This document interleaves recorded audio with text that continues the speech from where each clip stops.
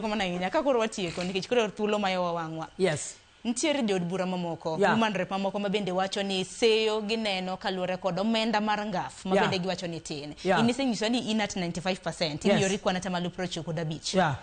Seyo machiel mabira, achiedh nade in poke yudo lendi mar tich. Achiedh nade ng'eny kendo aparo ni kisewinja asika kono ga ker mar Kenya. We are not flower girls.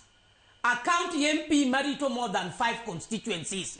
Actually, our location should be what are the MPs being allocated times the number of constituencies. President told me over 1 billion in our second year. Mako Poge is still a drop in the ocean. You not promise 1 billion. I want to use this forum to remind and request the president that the women representatives in this country require your pledge of 1 billion before we go for election so that we are not flower girls. We can deliver. Giwachin mogik ne Uganda magi county ma. Giwach na mogik ne county mar Homa Bay county amor kodu nikech unjo herana mano yiera gi chunya chiel kendo nung'e kamu keti ombulu. Adwa kwa ujo Homa Bay county nuwa wuoth kanyakla. Adwa kwa unigi thuolo modong'ne.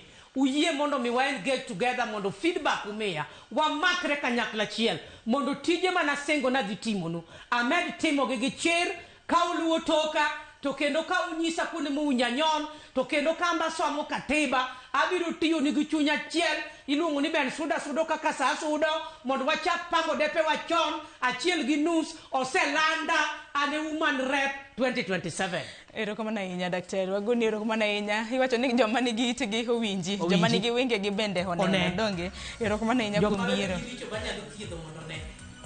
erokamana inya kumbiro to kata kamano koda allow the teach machielo mabeda signed. I'm very sorry for having left early. I wish you well, MCA. I've had your focus. I support women leadership.